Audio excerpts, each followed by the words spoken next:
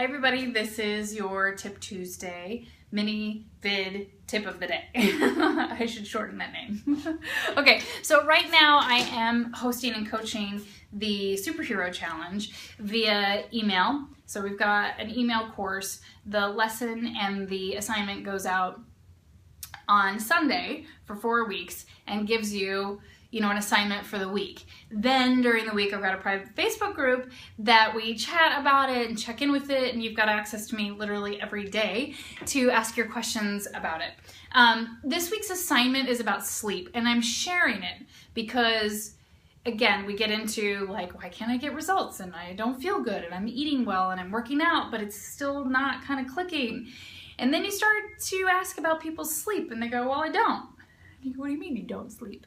Or they don't sleep well. So I'm sharing the sleep information for Tip Tuesday today because I feel like you guys need some help, right?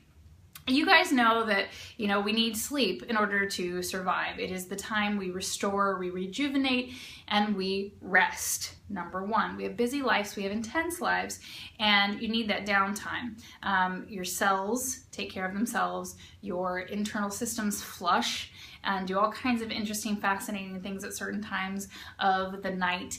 And so you need sleep in order to make that happen, but how much do you need, okay? So number one, we really need between 7 and 9 hours. If you've got an autoimmune disorder, you might need more. I have like 3 of them. So sometimes I find that I need 9 to 10 hours of sleep depending on what the week's been like. That's crazy, and I know it, and it's hard to get those in, but I do know when I'm like, I gotta get myself in bed because otherwise it's not gonna be pretty for the long run. So 7 to 9 hours is what's recommended in general for adults. And yeah, everybody goes, well, I can make it on 6. Yeah, you can make it on 6, but are you feeling good? Do you feel amazing? Who knows what you might feel like you'll be able to do if you were getting that 7 to 9 hours.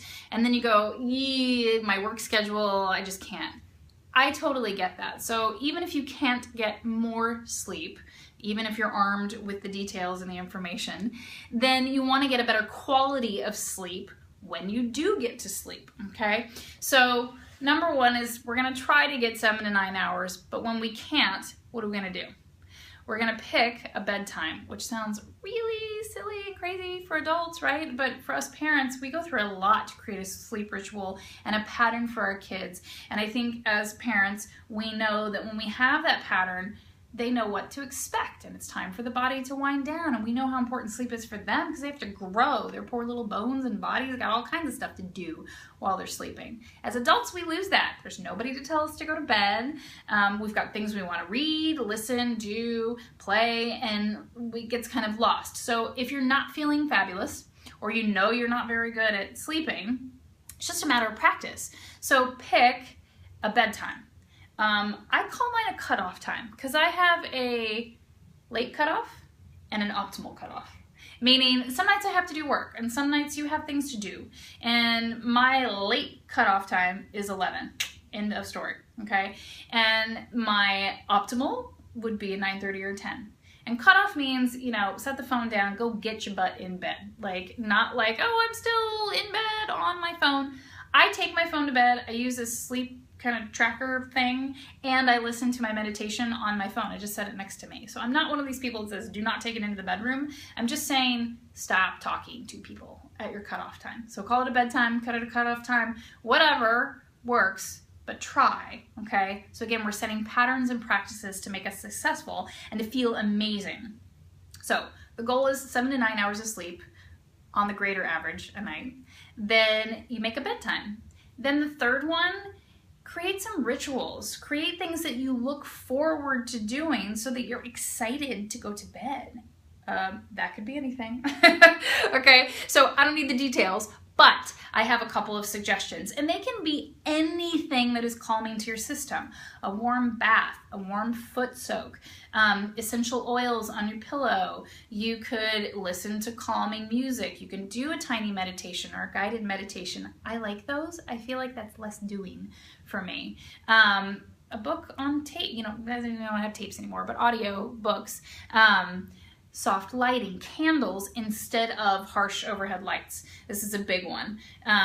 And then that cutoff time for your electronics, because the blue light from the screens really do mess with our circadian rhythms and make it harder to go to bed. So there are all kinds of things that you can look into, cup of tea, cup of warm water, that signal to you to calm down. It's time to rest. It's time to distance ourselves from the events of the day. Maybe it's time to say good riddance. You know, maybe it's a prayer, maybe it's journaling, but something that says, my day is finished, it's wrapping up, and I'm ready to say goodbye to it, and I'm respecting my system enough to fuel it with sleep so that I'm excited and ready for the next day. So that's your Tip Tuesday sleep. I hope you find it helpful. And if you have questions, post them, I'll answer them.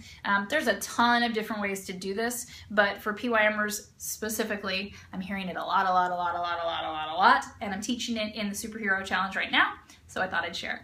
I'll see you next time.